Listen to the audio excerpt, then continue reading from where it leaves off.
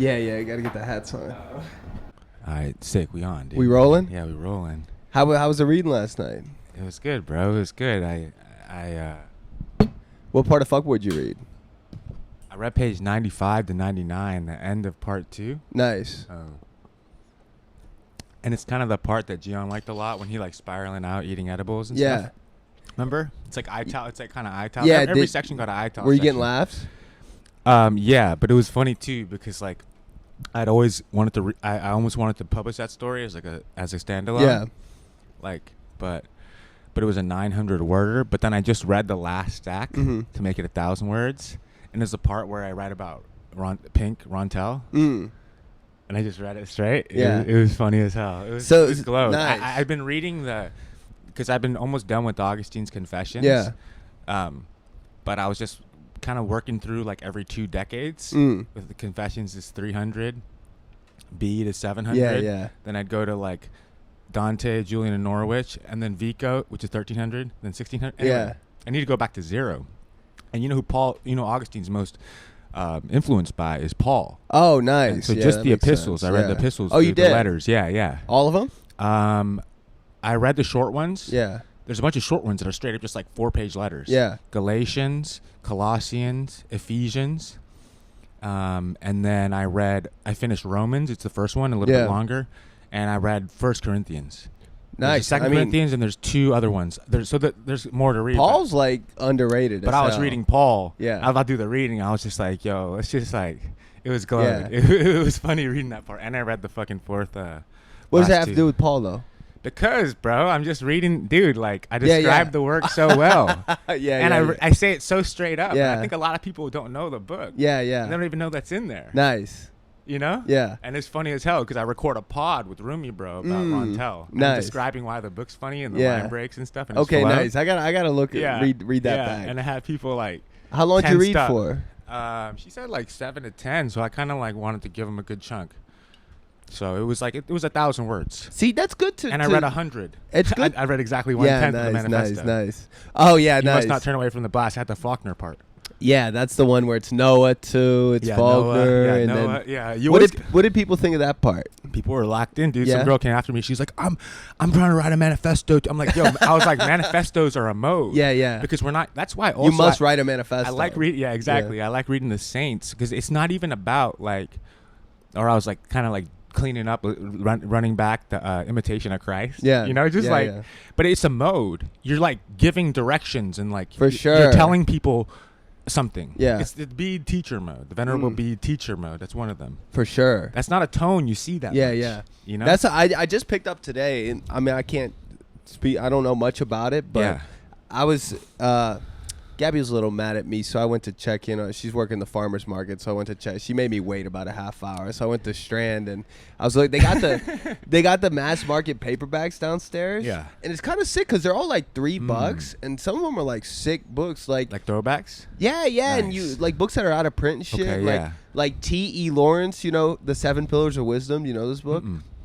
This was a British military dude who went to the Middle East on like some military expedition, and he was like, "What? I mean, this is. Do you know the movie Lawrence of Arabia? Yeah, I think it's based on this. I mean, I never seen the movie, but I just heard of this book, and that's like kind of like it's like an autobiographical thing and a manual. I mean, it's called the 7 Pillars of Wisdom. And a manual also, exactly. So I'm trying to hit that. I mean, like Martine was talking about the artist's way. Running back the artist's way. People love that. The rules. Rules are rules, and that's the new rule. Yeah, but I it's good to like have the esoteric rule book where it's it's like the rules kind of don't even make sense. Oh my God, I had the funniest conversation with Viva. Yeah. And he was like, when? Recently? Yesterday. Yeah. The first time like a couple months. But he was like, because he just like, what the fuck? Y'all started a magazine? Yeah, He's like, I heard Harold's fucking, I was like, turn on Harold's the manifesto on the podcast. Yeah. I was like, what the fuck is going on? But he's all like, why are you supposed to be readable and incomprehensible or unreadable or incomprehensible? I'm like, exactly. Yeah, exactly. No, that's the point of the manifesto is like it's not so much the real rules are the feelings that it's like a vibe guideline almost. Like it's not the rules ain't what we're saying. It's like it's an expressionist rule book. Yeah. You know what I'm saying? Bro, say less. I mean, you know what I'm talking about. Yeah, if you know, you know. But Yeah, there were some funny ass conversations. It was a good vibe. A lot of people came out. Yeah. So where was it? It was at this like you might have been in this bar like I don't know off of Graham, off the L, but there's one area of It's in Brooklyn. yeah. Okay. It's like there's like some bars there I've been to before. This one intersection by the freeway, out off the L. But it was like around the corner. It was kind of wild. It was like a contemporary funeral home. Oh, okay. But they like have events there also. I guess. Oh, was that a funeral home? Yeah, Oh, it was like a that's kinda contemporary sick. Yeah. funeral home. Yeah, and like their whole vibe is like, I don't know. I didn't look into too much, but it was like a big space with the chairs back, and the chair. It was sick, and it was like. But the energy was right. The energy was right. The energy was right. Yeah. Nice. Yeah. And you think you're gonna do more of that where you read from Fuckboy rather than Nah. I don't really need. Maybe I don't really need to be reading, but I just wanted to. Yeah, I like doing it like a couple what's your times a year. relationship to public reading right now? I think it's always about yourself. Yeah. I feel like when there's time and doing a reading, it's like you kind of reiterate what you're on and to a different group of. It's You're probably talking like to the you. people. Yeah, it's probably like you doing you don't invite me to your stand up, your what's it called, open mics or whatever, or you already got real sets and stuff. Yeah. But you're trying to like just see how you sound to For sure. to different To random randos, people. yeah. So like I Talking guess to it was kind randos. of like that. Yeah. Yeah. And I was like, I don't know, it was like it's like been enough time where like I just like wanted to rip, like like a couple times I was like, yo, this is wild, like I wrote this a long time ago, but like let's go, I'm listening because I'm running back Infinite Jest. I think I was kind of telling you that I was listening to the David Lipsky book about it. Yeah. Where how far into Infinite Jest are you? I'm 320 in. Let's go, I'm pretty good. dude. 310, 310. Dude. That's pretty good. And there's some OD footnotes there tiny too. ass font. I mean, it's actually really good. Yeah, hell yeah. And you guys ever heard Infinite Jest? It's Yeah. actually pretty good. I seen some Substack note that was saying it's a rip off of White Noise, which I was like, that's ridiculous. Man. But yeah, that's funny. What's funny is when I read he loved White Noise though. Huh? He loved White Noise. Yeah, he did. Yeah. He liked DeLillo a lot. But what's funny is that the first time I read it, I was Hal's age. And now I'm Don Gately's age. Oh my God, that's crazy. I know. Wait, Don's what, 27? Yeah, he's gonna be 29. He's 28 going on 29. Wow. And I was like, wow, that's I thought of him as so old the first time I read it. Old ass Don Gately. Yeah. But I mean, he he lived a long 28, with the drugs and everything. Nice, Don Gately, dude. But anyway, what about that one where he's sitting in the chair? The dude sitting, there's of course, that's how he ends up in prison, right? Is that he there's a guy who's sick. He got a bad cold, and they're just burglarizing his house. Oh yeah. And they tie up his mouth, and he can't breathe out of his nose, and he ends up dying. Oh right. By accident, and so Gately goes to jail for that. Yeah, shit. I don't even remember that. He was just a cat burglar, right? Oh yeah. And the dude with the cat burglar with the fucking crazy ass Ziploc bags. Yeah. Or the trash bags. Yeah. That's somebody else. That's a psycho dude who's just murking cats and putting them in like a heavy grade like fucking trash bags. Oh, I don't even think I got. You might have not got there yet. Yeah, not yet. That shit's crazy, dude. But it's actually, and it's so clear what is going on. The first time I read it, I feel like what are the time? But it all happens around, the first 3 weeks of November. Undergarment. Because I'm numbering the sections now. It's all in the beginning of November. And it's like I'm on section 36, and it's Depend 25, right? So most of the sections take place in the year of the Depend adult, the diaper, you right? cracking the code, dude. Yeah. Yeah. But and it's all their dates. I forgot. And they say it early on. They decide they're going to take DMT on November 21st. Okay. And everything's careening toward November 21st. Wow. So there is like the young kids? Yeah, Hal and them boys. Hal and the boys. And it's like there's a lot of stuff that I didn't get before, like how much of the book is about ambition and what do you do with ambition, especially thwarted ambition. Right. Like all them boys are tennis players, but and when you're in a sport like ambition. There's like so clearly like, some people can make it to the top level, and some people, it's like, what do you do if you ain't one of them special ones? Yeah. What happens if you ain't special? Yeah, it's an athletic representation of DFW's gifted child syndrome. Yeah, and exactly. And he's what do I do when I grow up? Yeah. I'm not but I'm a genius. But what am I supposed to do? I gotta smoke hella weed and blow it out of a little fucking hole in the roof. He definitely had a weed fucking problem. Take Listerine strips and fucking eye drops and fucking. I mean, you hear about it in that fucking Lipsky book. He's drinking like 10 fucking RC colas a day. You got to and stop shit. slamming cokes, dude. I I did that know. for like a week after. I was like, I want to Yeah. be. I remember I was in Berkeley. I was listening to audiobook. I'm like, dude, that's kind of a sick move. Like, I'm about to go to fucking 7-Eleven, CVS, and Yeah. just get a 12 pack of fucking cokes. It's not a good After move. a week, my fucking teeth hurt. I was like, this is absurd. I This know. is an absurd way to live. He not once does it mention him drinking water. I was know, like, he's dude. Drink more dehydrated, water. bro. He Like, dehydrated, you're bro. you're on this road You trip gotta with him. You take gotta care of hydrate the yourself. man. You gotta take care of yourself. You do. You to do. be okay. Mm-hmm. Obviously. Yeah, you do. I mean, Nah, that's mean- cold. That's cold. I don't no, mean it is. cold, It is but cold, but you got to. You got to. Yeah, I I got mean, to. yeah, I you know do. my ass got to. I mean, last Although I've week- been pounding a lot of Celsius Yeah. lately. I'm not gonna lie to you. It's hot. Running around trying to Are write you? an essay. I mean, pound a quick Celsius? Celsius. Yeah. I mean, last week I was. I've I've been I'll drink drinking a little Coke much Zero too. in a can every now and then. I Yeah. will say, not to throw Yeah. DFW's dietary practices under the bus. I'll hit a Coke on a hot day. Sometimes. Yeah. That's nice.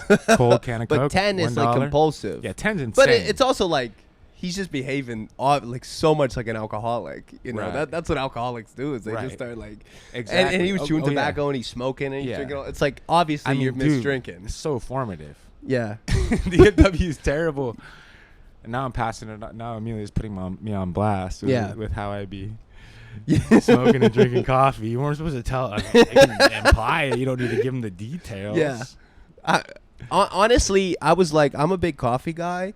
The one time, remember when you stayed at my spot one day when you were, I was like, this is a lot of coffee. Yeah. We were pounding coffee. You were like, huh, I mean, it was like, you were running that machine Bruh, to I the need ground. a pot to get going.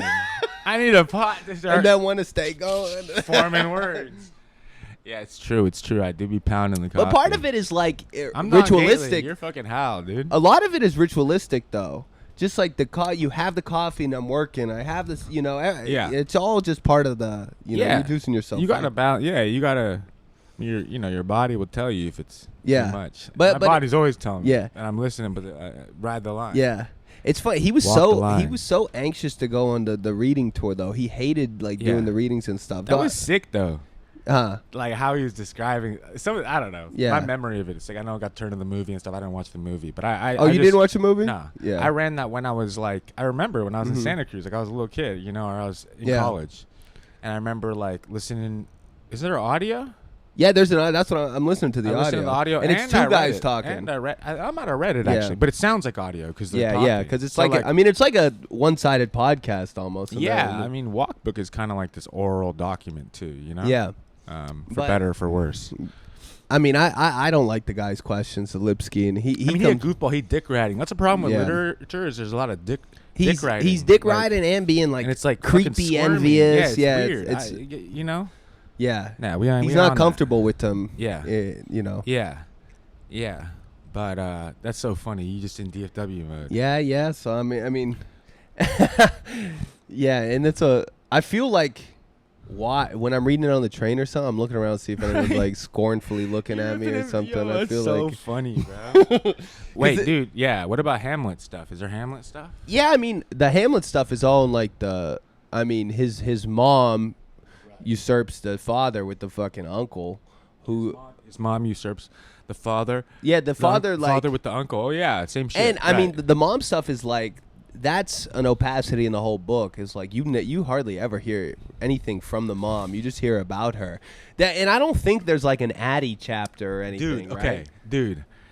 I gotta break down one idea I've been thinking. Yeah. And see what you think of it. It's has to do with mom stuff and Addie, because like I'm trying to like, like the myth is like the myth in Scotland with the standing stones. Yeah. Is the woman of the moors, Cailleach, the woman of the moors. It's a sleeping pregnant woman. You can see her. The hills look like Yeah. that. You can see her nose and her breast and her pregnant belly. Mhm. And at this nodal point of 18.6 years in the standstill, it rises out of her belly and stays there for a second and goes away. The moon. From the view Yeah. the view of the full moon, from the view of the stones. Nice. And that was like a big thing, like it was maybe oriented towards that event. Mm-hmm. But she's like a mother goddess who like creates like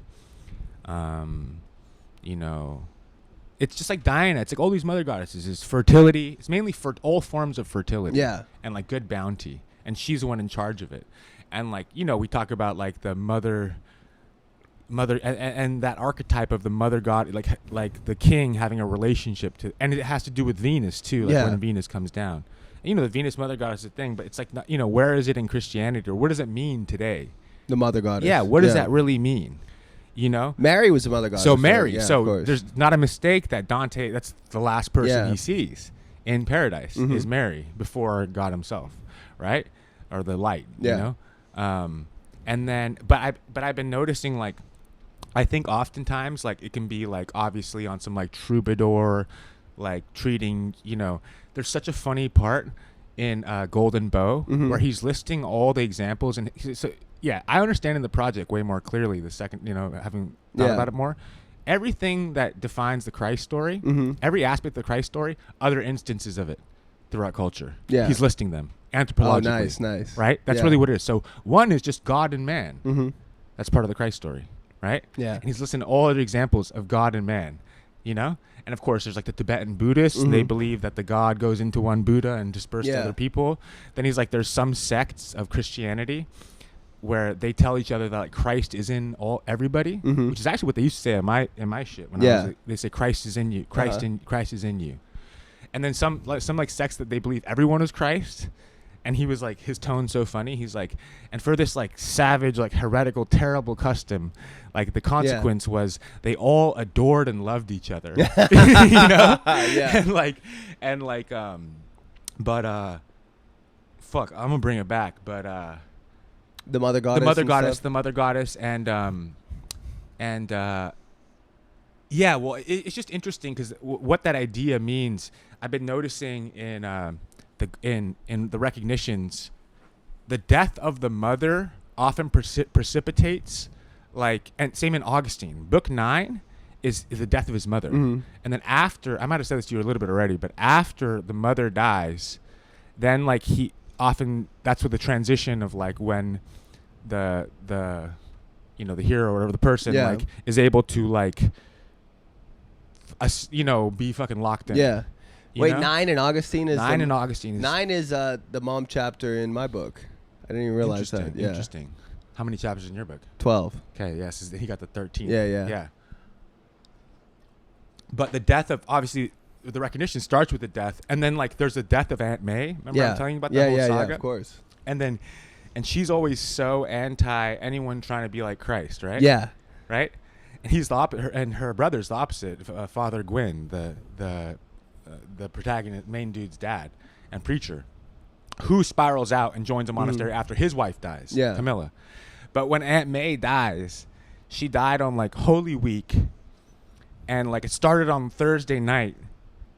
Like she did something on Thursday night of Holy Week, and then by 3 p.m. the next morning, she was like found like splayed out with her like arms. Oh shit, yeah. Like, she died like Christ. Yeah. Like Gaddis is crazy for that. Well, I mean, the troubadour heresies, why the troubadours got killed, which I was talking about on our secret blackout pod that might never see the light of the day, was because they had the whole concept of like good men and good women, right? Where it was right. That's what it was. I was saying that one way that the Venus mother goddess can manifest is like the troubadour idea of like your woman is like, you know, divine. But then it's also like with the Golden Bough, the archetype is usually like external, like female force that's a guide. Yeah. That chooses the mortal. Like Beatrice. Yeah, because she's right. That's part of it. She chooses Dante. Well, that's the same thing, right? And then when Monica dies, chapter 10 in Augustine, he's like snapping. He's like, I know because before he was like, he's like dilly-dallying. He's like, I used to think this. I thought astrology was cool. And finally in 10, he starts snapping and just like saying rules and stuff. Yeah. And then in 11, 12, 13, he's just breaking down the Bible. Yeah, nice. Genesis, yeah. So you finished the Confessions? I'm about done with 11. Yeah, nice. I have 2 books left. What have you learned? I mean, it's sick, dude. It's like, and then, it's like, instead of, it's that mode. It's the Paul mode of like directing people of like, you know, how to be glowed. But he's looking at himself and his biography. Yeah. Which is like what makes it sick.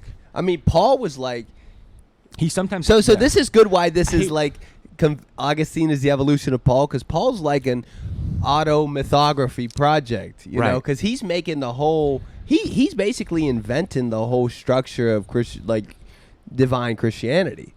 Like, he's turning the story into something else. Paul. Yeah. You know, it's from what were we talking about? Memory, imagination, invention. Right. Memory, right? Paul's step is invention. Right. What was that bar? Yeah, fuck. That's a Vico bar, right? Yeah, you were telling me that. Memory.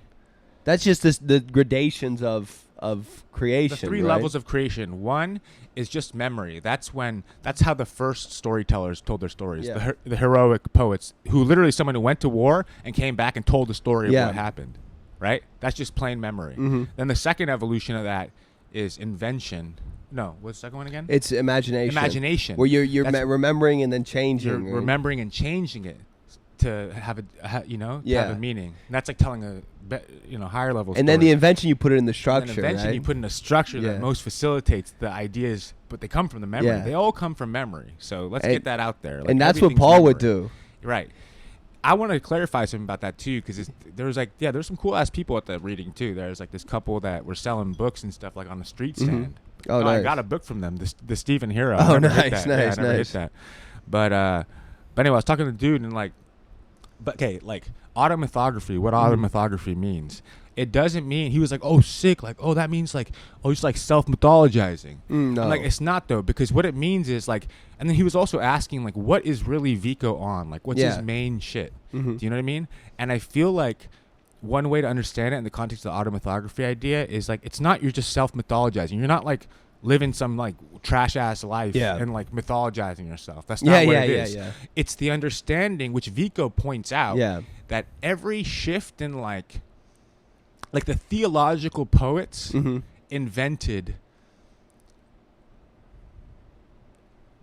civilization. Yeah. Because their stories mark the shift. Every new, some stories are a new myth that can evolve how people live and think. Understand any, like explicitly. Like that's what the Bible is. Yeah. It's a new myth that like you're completely right. changes the course. So it's an understanding that like we are capable. Like it's almost orienting yourself towards the idea of creating a new myth. You know what I'm saying? And it's also, the way I see it is like, there's this whole, like you're not separate from, there's just this whole structure of human thinking and invention that you're participating in. You're a part of that. Yeah. Now, exactly. The story continues is what it really is. You can't progress the myth unless you even understand the myth. Exactly. Through your life.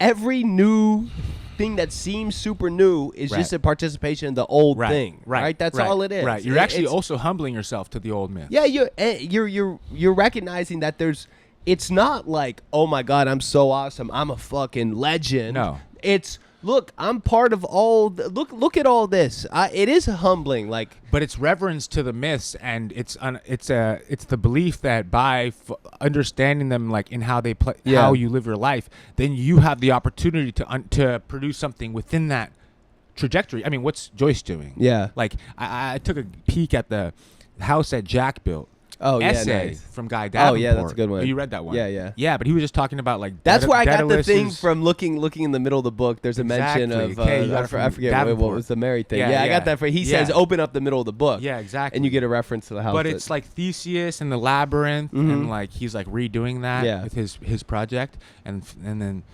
Dubliners is 15 books of the Ovid. But you know what I'm saying? Like, or even like, dude, this morning, like Amelia had the damn Narnia, Narnia box set. And I was just thinking about it. Like we were looking through it and like running back parts. But dude, what's C.S. Lewis doing? He's like internalizing the Bible and then C.S. like Lewis coming up with his own version of it. Right? I was reading the Screw Tape letters exactly. last year. I was too. I remember having that Narnia box set as a kid, and then one day like I was like going to like reread it, and then it was gone. I don't know what happened to it. And then I was like, fuck, like where is it? I never wanted something so bad. Narnia, it was gone. It went into the wardrobe. It's gone forever, dude. I know, it's mysterious. Damn. You don't know what happens to that shit. But so I was thinking about this today, the whole mythic, because you know what I just found out? I didn't realize. the last king of England before the Norman conquest, which Yeah. I don't know really what that is. Yeah. But I just know that it was a pivotal moment in English history. Mhm. Was King Harold. He was the last king. And in Finnegan's Wake, the main character his name is Humphrey. But it switches up. He's Harold, he's Humphrey, he's Humpty Dumpty. So he's so he's King Harold too of the last Anglo-Saxon king before the Norman conquest. And he's Humpty Dumpty. When was that? That was 1066. Oh, 1066. 1066. That's a big date in English history. I gotta find out what happened, and I'll come back to you. Yeah. Put a pin in it. But I was like, and we'll clip it. And he fought another Harold. I don't know if it was either the Battle of Hastings was the Battle of the Norman Conquest, but I don't know if it was in that one. But there was a Norwegian Harold, so it was Harold versus Harold on that. Oh yeah, that's nice. Harold, yeah, dude, yeah. Exactly. Harold versus Harold. That's book 3. Harold versus Harold. Yo, dude, we gotta write a history of the kings, like the Venerable Bede. Dude. Yeah. Just trashing my middle name. Some kings are good. I'm King Harold Darius, right? Nice, you know, dude. That's the thing, like. And that's Humpty Dumpty. It's about Darius the king. Yeah, a line in my essay is like Kirsty's like boyfriend, like on and off boyfriend. Yeah. His name is an Irish word that translates into the Red King. Yeah. Yeah.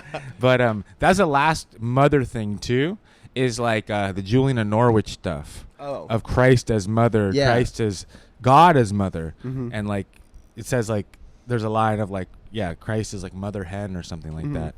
But it's like her like I don't know. Some kind of mother stuff. I mean, we writing mother books. We battling against the mother. Yeah, I don't know. Pause. Yeah. Who's calling me? Oh shit. Who is it? Amelia? But damn. So you just working on that essay? Yeah, dude. I'm working on my pace. I'm working on. I work how I work. Yeah, it's good. It's good. I'm getting there. I'm trying to. I often say that word that I misquote on the pod all the time. The one you sent me. Syncretistic. No, syncretism. That means you're like this is that. You're comparing religions, and you like have the belief that things progress from one to another. There are connections between them. Dante's Inferno is a syncretistic work. Well, that's you know like what I'm saying? I know. Yeah, go Golden ahead. Bough is a hugely one. I know that because like that's a lot of Brazilian religions they develop syncretistically because of the slaves and stuff and the natives and they would use like this saint was actually like this Yoruba god and this and that. So they're just weird like weird mixture in Brazilian Catholicism. Christianity, Christ and fucking Ovid, like back and forth, exactly. Like, you know what I'm saying? Uh-huh. Because I think it's also about that's the best works are syncretic. Of course. Yeah. But I think I'm also like specifically looking at that too. Like that's one idea I want to articulate about syncretism. About the like a defense of syncretism. Yeah. Because like the idea in so much that they face up against is like, if Christ is not completely original, it's also about the original. And that's what the recognition's about. Yeah. It's the myth of the original. Yeah. And the pure one. Like, obviously you want to keep people like in check and you don't want to like tell them like Dionysus' birth. Oh my God, there's parts in there where he's like, he starts spiraling like right after Aunt May dies, Father Gwyn. And he's giving this one sermon and he like set him up and they'd be like, all the nice Puritans would listen to his like new sermons where he's like snapping and they only realize like after talking about like the death and the rebirth and the ascent to heaven, like they only about 45 minutes in they finally realize that he's actually been talking about the Norse Balder. Like so like the idea is that like it sullies the sanctity of the Christ story if it's connected, and there's this element of like the barbaric savages who also had Christ. I don't think so. They're not connected. And he gets some flack because he was born in 1850. I'm talking about James Frazier. Yeah. And fucking they're saying like it's just a completely different world. Yeah, for sure. And he's talking about these other cultures and the savages from birth, now people are like, "Oh, that's us." But it's like his whole energy is that there's a really good bar in the intro. I'm pointing at the recognitions, but it's not the Golden Bough, where it's like it's like a story about how like a Christian missionary is trying to teach like a Inca dude about like the origin of the soul, about having a soul. He's like, there's two selves, there's a little self in me, and then there's another in my other self, and they have the same thing like in their heart. Yeah, you know, and like the idea is that like, I can't remember the phrasing. I wrote it down, but it's like, I should actually find it. I'll find it right here. It's about like this whole idea of your orientation towards like the savages. Yeah, I think a lot. You know, I think a lot about that. But it's sorry, 2 seconds. Yeah, right here. So it's like, basically, the purport of this remark, how he tells the story, is not only to bring the whole of mankind together into one imaginative pool. This is what a syncretist is. Yeah. It brings the whole of mankind together, right? But also to question the very notion of savagery. Yeah. Or, supposing there to be such a thing, our conviction that we do not possess it. Yeah. That's what it is. Well, that's like the Montaigne's essay on the cannibals, too. You know that one? That's like his most famous one, I think, where he's just talking about like... I got to read Montaigne. Yeah, for sure. Yeah. We got to do a whole Montaigne up. We do. And my dad was like sending me like fucking quotes of Montaigne. He's like, he's just like you, dude. I was like, nice. Wait, but just to finish that thought. Yeah, go ahead. No, like not to belabor. It's not just that like the relativism of saying like, oh, there was like Christ-like stories in certain cultures mean they're like as good. It doesn't mean that. Yeah. But it means there's something essential in that truth that relates to everyone too. Yeah, exactly.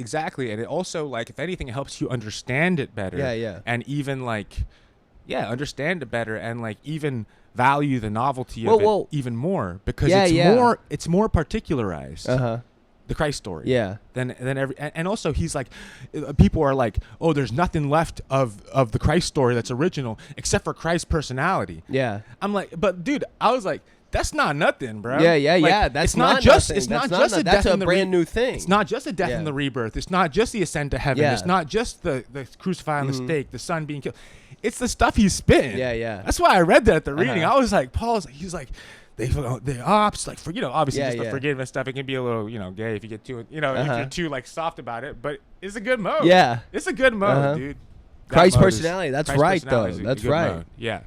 So, and Paul's personality was a big thing too, which there was no chronicler of Paul, which is unfortunate, right? Yeah. All we get is his letters. He the chronicler. But you know how he was working, right? How? He was going city to city, and he would pull up in a little workshop, right? And we're not sure exactly what he did, but it was like maybe it was some kind of manual labor. Okay. And he would have his shop, and people would come in, and they would like say what's up. Two of its letters are prison letters. Yeah. He got locked up. And then he's getting locked up and ripping beat him from up. Prison. And I think that's how he ended up dying, right? He was. They all died by martyred. Burned, yeah. Damn. But anyway, those are some of my thoughts. I want to ride that line of like, no, it actually gives. It's like a different conception of time. I don't know, just the eternal time of Christ. It's like everything's evolving always. This is why it's so good to have like read from all these different centuries, like you're doing from zero to fucking up, because you just see like how things develop into each other, right? And how everything is part of this flux of ideas too. And it's like weird to say something's like, I mean, you look at the fucking bookstore and you see these like janky ass little paltry ass books, and it says like a deeply original work, and it's like, what are you talking about? Like this, what are you talking about? This isn't even close to anything. Because it applies to art too. It's not just theological. It's like the original. Yeah. It's like you got your orientation backwards. Your orientation needs to be like, connecting and fucking combining. Yeah, there's no connecting and combining. That's the only originality, right? And it encourages digging. And, and you gotta dig. You gotta dig and questioning and listening. Exactly. That's part of it too, dude. Yeah, there's no such thing as, I mean, you know, there's nothing new under the sun. The fucking Bible told us that. Ecclesiastes told us that. That's a real, I'm with Aunt May on this. That's some real Lucifer shit. Oh, you think you're rich? Yeah, exactly. I'm with Aunt May, dude. I read it so slowly. It's first 66 pages, the first section. Of the recognitions? Yeah. I'm going to write I got a bunch of quotes from there I'm going to use. It's so sick, dude. It's so funny. I get the jokes now. Father Gwyn, like, spazzing on those lectures is, like, some of the funniest shit. He has some litanies. I should actually read that. That's kind of a bar. Yeah, read one. Yeah. Alas, it wasn't. Alas, it wasn't Christ. He was actually talking about Dionysius' Bacchus festival right here. Yeah. So yeah, certainly the present. So Aunt May might well have noted. Yeah, he goes. His sermons. He approaches Sunday sermons with complacent audacity, introducing, for instance, druidical reverence for the oak tree as divinely favored because so often singled out to be struck by lightning. Direct golden bow bar. Nice. Yeah. Through all of this, yeah. And then he keeps going. Then he goes. Certainly, the present members of the Use Me Society found many of his references unnecessary. It did not seem quite necessary, for instance, to note that Moses had been accused of witchcraft in the Quran. That the 100,000 converts to Christianity in the first 2 or 3 centuries in Rome were, quote, slaves and disreputable people. That's always important to remember. It's important. That's always necessary to remember. It is. It's always necessary. That in a town on the Nile there were 10,000, quote, shaggy monks and twice that number of, quote, God-detected virgins. That Charlemagne mass baptized Saxons by driving them through a river being blessed upstream by his bishops. Nice. While St. Olaf made his subjects choose between baptism and death. I'll skip ahead. It's like, it goes,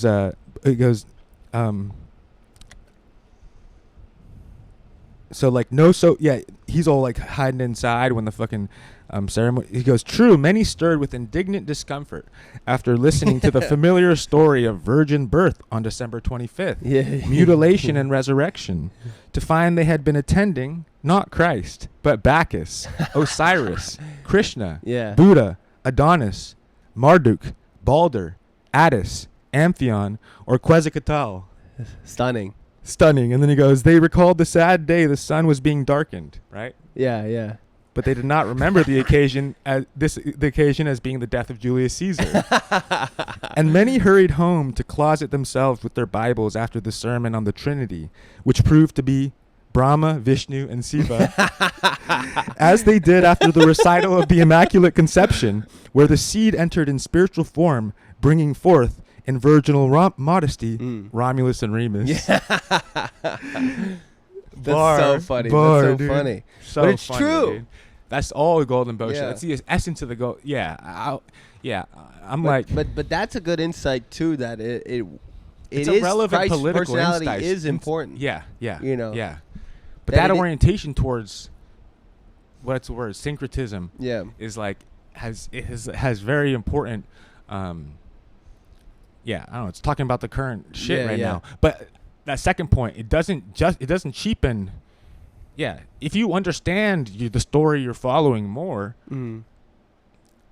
that's more validating that story. Yeah. You don't need to be so scared of like something messing. You know, if you believe in the story, it makes it make more sense. For sure. And then it makes it more miraculous. Yeah. And amalgamated into something so more unified. Yeah. So. Yeah, I mean, but see, this is just also like the history of art in some ways, where you're building on ideas. Right. And the thing is, right, like the idea that proliferates more wins. You know, Christianity was the most proliferous. Right. So there was something about it that was uniquely special. Yeah. Building off all those ideas. So, so obviously there's something original and powerful about it if it spreads so much. Completely. Yeah, exactly. Otherwise, you know, it wouldn't be. We'd still be a Bacchus cult or something like that. And it wouldn't be crazy to say this stuff, but at the same time, you know, like I love this shit. Yeah. I love this shit. Yeah, the part about the cults is hella funny too. I actually want to read that too. That's from what? Stuff too. The Golden Bow? That's from the Golden Bow. Yeah. But how funny is that, dude? Yeah, that's hilarious. Wait, you got a lighter? How deep are we in? I mean, let's go 20 more and then we can take a pee. Does that sound good? Yeah. I'm just like for joint lighting purposes. Oh yeah, we're fine. We want to give them an hour. 40 into the free is fine, I think. No, we can give them the whole hour. Just exactly. No, I'm saying like smoke. You got the lighter? Yeah, right here. What is this thing?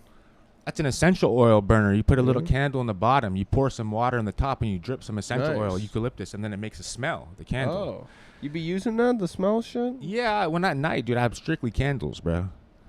I saw this at the Met Museum the other day. Nice, dude. I was waiting around looking for Wait, this shit had me fucking dying, dude.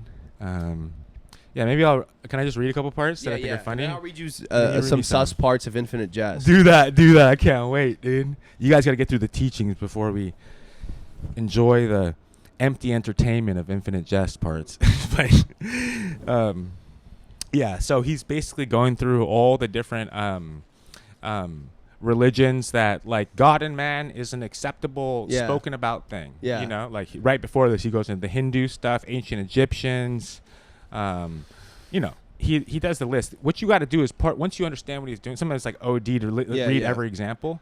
And he comes back to Christianity. Wait, hold on. Listen to this stuff. Because he goes, Christianity itself has not uniformly escaped the taint of these unhappy delusions. I love that. Yeah, that a man can be, God can be a man. Indeed, it is that was definitely expurged from the original, huh? Yeah, exactly. Indeed, it has often been sullied by the extravagance of vain pretenders to a divinity equal to or even surpassing that of its great founder. In the 2nd century, Montanus the Phrygian claimed to be the incarnate Trinity, uniting in his single person God the Father, God the Son, and God the Holy Ghost. Wow.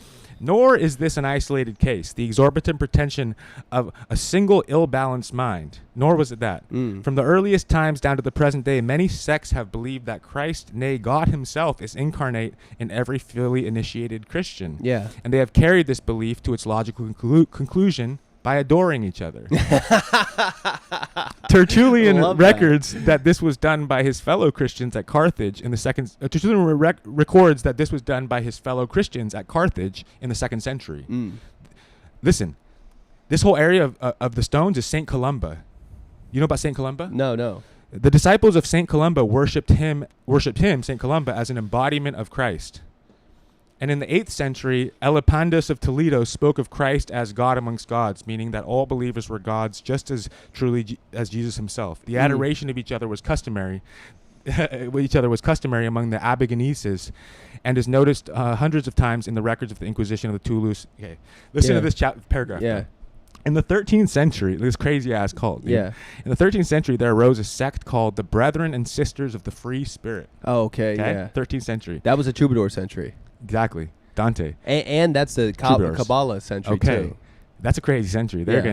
Who held that by long and assiduous contemplation, any man might be united to the deity in an ineffable manner, and become one with the source and parent of all things, and that he who had thus ascended to God and been absorbed in his beatific essence actually formed part of the Godhead, and was the Son of God in the same sense and manner with Christ himself. And you get through that through learning? Through assiduous contemplation, long and assiduous contemplation. What does Dante say about Bede and Isidore? Yeah, he's just contemplating. He says contemplation that is higher than man. God-like contemplation. Yeah, that's what Dante says. He's the son of God. Yeah, but he goes and thereby enjoy the glorious immunity from all the trammels of all laws, human and divine. Nice. By this contemplation, inwardly transported by this blissful persuasion, though outwardly presenting in the aspect and manners a shocking air of lunacy and distraction. The sectaries roamed from place to place, attired in the most fantastic apparel, and this is the cult, and begging their bread with wild shouts and clamor. Yo, this sounds like the troubadours. Spurning indignantly every kind of honest labor and industry as an obstacle to divine contemplation. Oh, shit. They're like OD dandies. They some wooks. Yeah, they're running around. Nice. Shit. How you begging with shouts and clamor? Yo, you just yelling at people? Some homeless dude yesterday told me, give me $200. Yeah, exactly. And they spurning indignantly every kind of honest labor and industry as an obstacle to divine contemplation and to the ascent of the soul towards the Father of spirits. In all their excursions, they were followed by women with whom they lived on terms of closest familiarity. Yeah, what does that mean? They're monks, but they're with girls. They're extremely familiar with them. They don't care about, usually that's like a monk thing, right? Nah, they're fucking. He's using a euphemism. Okay, yeah, exactly. Yeah. It's funny. Yeah, exactly. His humor is funny too. Yeah. Like once you get it, this whole paragraph, I was dying laughing. But there's only a couple more lines left. I'm gonna finish it up. He goes, those of them who conceived, they had made the greatest proficiency in the higher spiritual life, dispensed with the use of clothes altogether in their assembly. They're walking around naked. Yeah. Looking upon decency and modesty as marks of inward corruption, characteristics of a soul that still groveled under the dominion of the flesh, and had not yet been elevated into communion with the divine spirit, its center and source. So these are some naked dudes with their girls running around yelling at people for bread. They're just like wooks. Sometimes their progress towards this mystic communion was accelerated by the Inquisition. Yeah.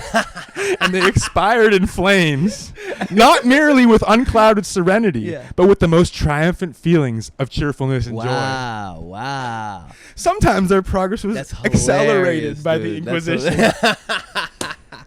But that's the people.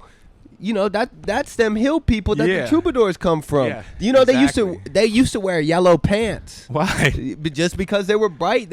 And the people thought they were weird because they were loud and they wore these bright pants. That, and dude. and they had their crazy poems and they had to burn them all out. It matters what color you wear. That's why I was wearing the golden beanie for a while. Yeah. And then lately I've been wearing the purple to calibrate my crown chakra. Because purple's the color of the crown chakra. Yeah. Hilarious. That's dude. true. Yeah. But they were aware of their garments back then, like the medieval. They were. The medieval knights. They described their fucking drip. Yeah, hella detailed. Does Dante talk about what people wear? Yeah, I don't know. I don't think he does. Yeah, he just rolling But solo. you see this. Parsifal. I was at the fucking descriptions of fucking drip, dude. I was at the Met on Monday, and the clothes is so good. They pay such close attention to what the people are wearing, like the clothes and those the painters. The clothes and the paintings. It's just so beautiful. All you had was your clothes. You had no showers. Yeah, exactly. You really that's why they're wearing so many layers. Yeah, that's why they fucking layered up. Just fucking. I got some plastic shorts on that I burnt trying to iron them, and now there's a hole in them. That's why I've been wearing the same outfit. I've been wearing the same. I got the new shoes. I got. Nice. Yeah, yo. I've been wearing. Yeah, Nike, dude. What's up? Yeah, you got. But that's sick. For Nike. Okay, I gotta read you some stuff. But that's fire, huh? Yeah. Yeah. I love that. I love this shit, dude. Okay, let's see. I mean, some bad. Yeah, this is like a counter Bible. He was saying the New Testament is the counter Bible to the Old Testament. Oh, it's a counter Bible. Yeah. And he's saying that every era needs a counter Bible. This is the counter Bible to like the puritanical fucking Christianity of his time. Yeah. Right? Nice. But heretical counter Bible. Yeah. It's interesting, like, because the Kabbalah and all that, and the troubadour, like, they all come from around, like, that Spanish and, like, northern, that whole region right there.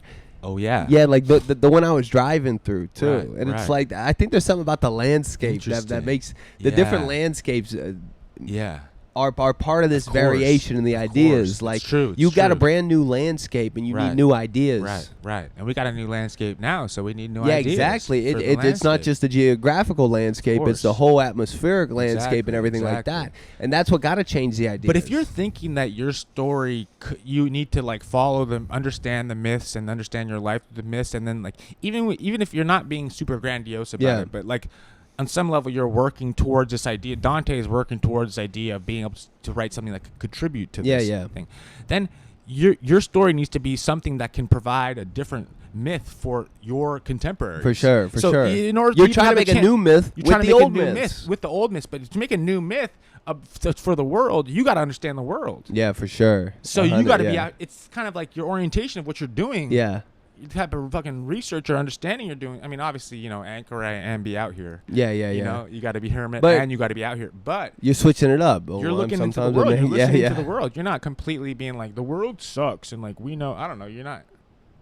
That's not the right. That's not the right orientation. Yeah. Definitely not. Yeah. Definitely not. You got to understand the people. You got to understand the streets. 100%. Yeah. You got to talk to the people. Yeah. But that's the right way. I was I'm not going to say who even alluded to, but I just seen a piece of writing with someone I know that's trying to start writing, and it was just like, I think people try to make like a statement on the whole. They start from the universal sometimes, and it's like, no, to make a statement about anything, you gotta it starts in the most particular vein. The particular comes through. You know what I mean? Right. Every great work is of the most particular. Yeah, and you got to look at the particular. I noticed that when I listen to more novice stories, they're like trying to say the whole story in two broad strokes. You kind of got to look at the things particularly and let it develop its own like rhythm. It goes. It's from the minute to the universal. Right. That's how it builds out. Right. And you got to be questioning. Yeah, you got to be really looking. Yo, ever since the manifesto, like I just only speak in like declare. I only speak in like fucking commands now. I'm like, you must do this. No, you must only listen to Pop Smoke. Wait, you want to hear this? God. Yeah, can't wait. This is one of the DFW sus parts when he's trying to, he's trying to talk from trip the to streets. the hood, He's trying to drop the vernacular. Of but the he's people. still doing the and but so. And but so. Yo, look at this. He couldn't help himself. He couldn't help himself. Look at this. And but so but. And but so but. This Damn, one's. bro, that's a reversal.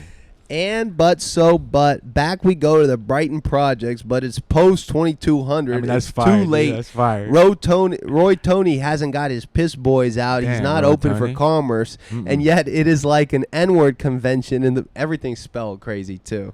Convention in the playground of the Brighton projects with their glass pipes and their Crown Royal and purple bags and everything like that in the playground of the projects. And if they smell we're holding this kind of dollar sign amounts, they will crew on us in numbers. They're animals at night with their purple velvet bags and the Crown Royal bags, the purple bags. Yeah, the Crown Royal And bags. P-Dope and Ready Rock Crack, one large and in a Patriots hat has a heart incident, and down he goes, all one word, on the blacktop by the swing set right out in front of us, and none of his brothers, in italics, unquote, go so far to do anything. He just lays there, animals at night, and we screw out with Ricky Tick's speed from the Brighton projects, and we converse. Dave? Yeah, no, what do you know What about that, Dave? Dave? Where are you writing that from? See, this like... Yo, what set you claim? This is where I'm like...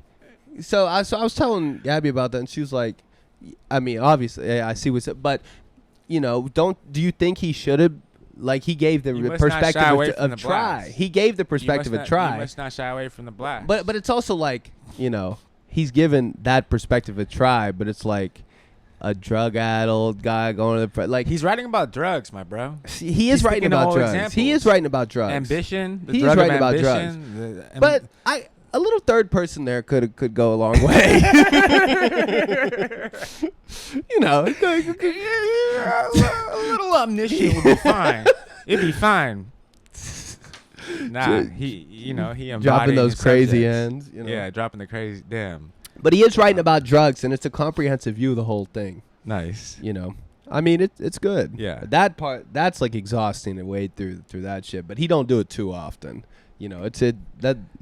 I mean, I'm 310 in. That was only like 5 pages. Hilarious, dude.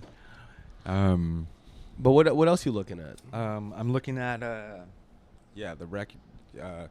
Bede. I'm through book 2 of Bede, and I read the annotations at the end. Norwich. I'm switching through, and I have like 20 left of Vico. I want to finish the books before I can finish the essay. We have 5 minutes, bro. You gotta make me smoke on the free. And I'm just what? I mean, Amelia's essay's gonna come out. It's gonna be like, he only loves one thing in life: cigarettes and coffee. Oh, Euripides. Where'd you got this out? Oh yeah, because the back hay? Hippolytus. I mean, dude, who's Hippolytus? Hippolytus is the first example of the Adonis, Hippolytus. Hippolytus is also called Verbius.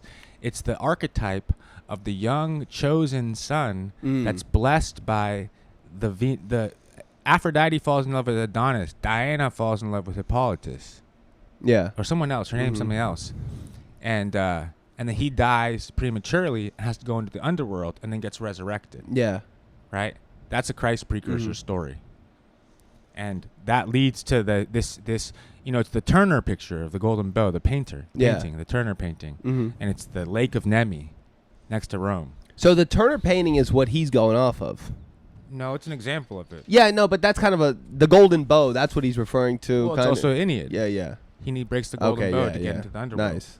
And why is there this weird ritual? I've done this rant, right? Yeah. Where you break the branch off the tree, and whoever breaks a branch off the tree has to be a freed slave. And Verbius is the one who escaped. Yeah, anyway. Nice. But Hippolytus is like associated with horses because basically there's some kind of mom shit. His mom tries to come on to him, and then he like rejects her. And they often reject women, the love of women, because they only are dedicated to But there's something about to the mother goddess, and then they get killed. Yeah. Because he's mortal, and Venus and Aphrodite, but that theory is that this was like a succession of kings also manifested every 8 years when the Venus came down. And it's not bad that we regicide our kings. The king is a representative of us, our health. Yeah. So a lot of times, early ones, they just be like, all right, get all the young kids and like, y'all see if y'all can kill that motherfucker. Yeah. And if you can't, like, we want a strong leader. Mm-hmm. If he can protect himself, he can still hold it. So there's all this like regicide with the connected to the Venus mother goddess.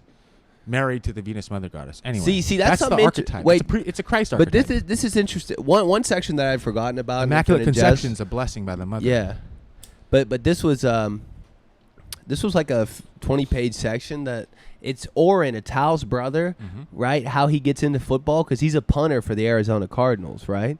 Yeah. But he was a tennis player at Boston University, and I love the Phoenix Oren parts. Yeah. But so I didn't get Oren's role in the whole thing last time, but now I'm rethinking it because he's actually a big part of the book. And so he's walking through practice one day and he's tired of playing tennis and he sees the most beautiful girl in the world, right? The prettiest girl of all time, the pea goat they call her, and she's twirling a baton and she's too pretty, no one will even talk to her. And he's just like, he kind of walks up to practice and he asks the coach like, hey, can I play football? And then they're like, you're just too small. You and follow shit. the girl there? Yeah. Oh yeah. And because he sees her twirling the baton at practice, and the tennis players ain't got no baton twirlers, and the coach's like, "Get the fuck out of here, you pussy!" They try him out or something. He gets tackled. And he's going off the field, and the ball rolls up. And to he him, kicks and it. He kicks Nice. it, and they're like, "Oh my god!" Yeah. And he becomes a punter. That's so and funny. she talks to him one day, and they start having a relationship or whatever. Yeah. And then she gets involved. She kind of is interested in like making movies, and his dad kind of like brings her along and poaches her. And is that Madame Psychosis? yeah, exactly. Yeah. And the relationship with his dad kind of spoils it for everything, and then he fucking murks himself, right? The dad does. And yeah. And the movie Infinite Jest is with her.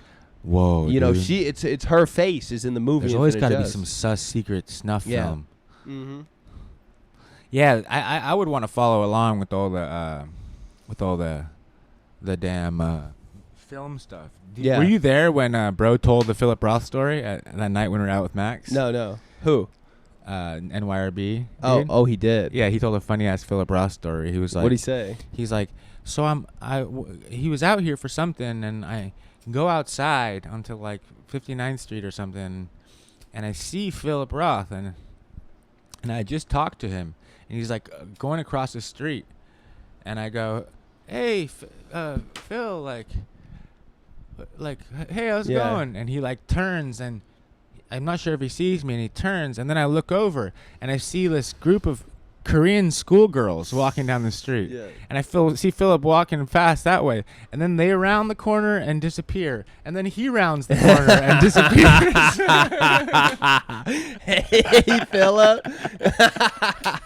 And he told it in the most mannered way. I was dying laughing, dude. Oh man. But damn. So we gonna get some new blasts up. Yeah. We could talk about that. We got merch. We just have 2 hats, man. Yeah, look at this. Blast Shout out 2 to hats. Al. Shout out to Hoffler font. maker. Don't jack my Hoffler font. I shouldn't have said that. We'll bleep that. Yeah. Al, dude, legendary Al making the hats. Yeah. We got a fucking Patreon hour, possibly a complete incoherence madness. Yeah. With Al on the pod, but we might need to get it up now for the Patreon. Yeah, just because we got these hats. Mm-hmm. Yeah.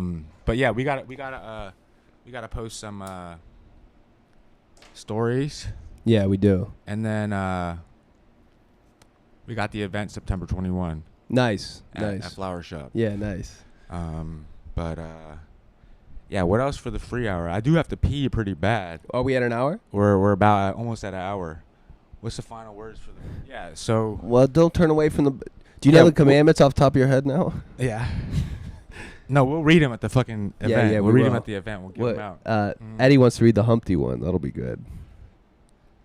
Nice. I gotta tell him that I really fuck with his book, but he got to put the picture in there. I like that. You know, I like that. Yeah. Because why not? That's an awesome why picture, not? and I wish I could see it because that just. True. I mean, because it's so personal too, and he probably will. He probably will. Yeah, maybe he will. Maybe he's already. That might make it too. a little more emotional. Yeah. Or it might make it a little different. I think it would make a difference. Bruh. You know, I'm about the pictures. I mean, I'm hype. I'm legit hype off Amelia's Japan essay. Yeah, It's yeah. one of them. It's like the greatest fucking. It's the essay of the year. Yeah. It's so good. Because it's about you. Nah, yeah. But it's not why. That's not why. Yeah, I yeah. swear, it's so good. It's the realest shit to go in like Yeah, that. yeah. She goes in on me, bro. She's I not love gassing that me. we get She- two sides now. Yeah, it's the most avant-garde shit. Both sides. But yeah. Nice. You wanna kill it? Yeah, and let's get on the pause. Patreon. Mhm. All right.